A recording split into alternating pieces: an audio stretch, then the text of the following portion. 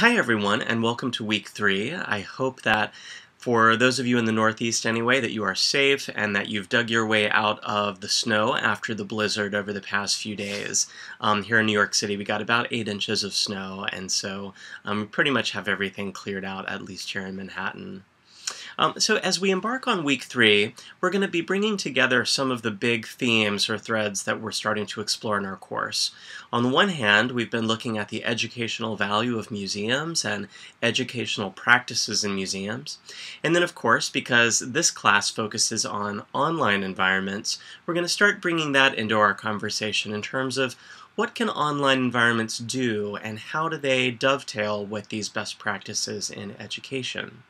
So, this week, our readings are a combination of educational theory and practice from Lisa Roberts and George Hine to some essays about the power of the internet, especially in terms of educational value. Kelsey has offered to be our weekly discussion leader, so Kelsey will get our conversation started by this Wednesday, February 13th. And once Kelsey has posted her synthesizing question for us to consider, then we can all jump in with our thoughts and reactions. Also this week, we're going to begin our series of small, hands-on, but I hope fun and creative activities that will essentially whet our appetites for the different technologies that we're talking about. Maybe, hopefully, give us some practice in building skills in those areas, but also really give us some practical experiences that will go along with the readings. So under the lessons area for week 3, please be sure to download and read the document that's titled If I Were a Website. And you'll notice that this assignment has a few different parts to it. The first part is simply to explore a variety of museum websites. Take a close look at them and really analyze how are they communicating.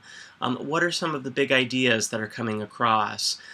There's some key questions that you might want to consider in that document.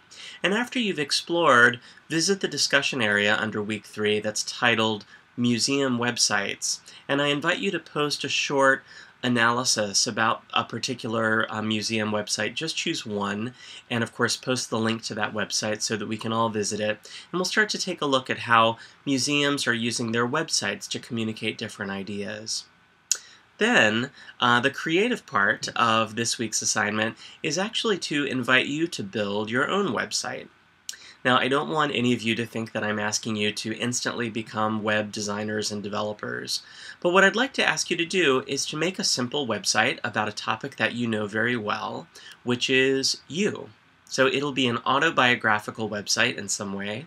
Maybe it's about a particular interest that you have, or something that you've done recently, or maybe it's more of a professional resume type of website. You can take any approach that you like.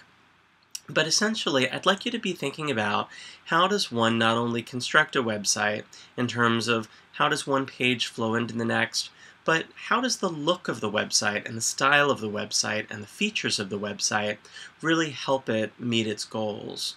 I've recommended a couple of just drag and drop free website creation sites like Weebly.com or Webs.com, and so there's some recommendations in the document If I Were a Website. Again, this is not a course, a production course, so you're not going to be graded in the overall aesthetic value of your website. It can be very simple.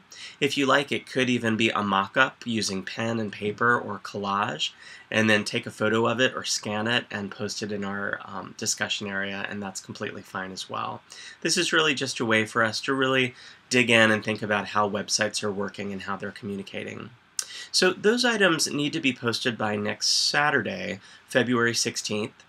And then part 3 of our If I Were a Website project is actually after these personal websites have been created, then we're each going to go in and comment on exactly how we feel they're communicating. What are the different qualities of those websites that they're communicating, and how can we do a little bit of analysis about those?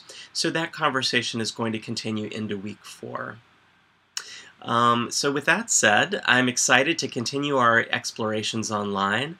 As always, if you have any questions, you're welcome to reach out to me, either by posting in the course questions area or by sending me an email directly. And I look forward to talking with all of you about the power of websites and online tools and how they come together with educational practice. So let's get started with week 3.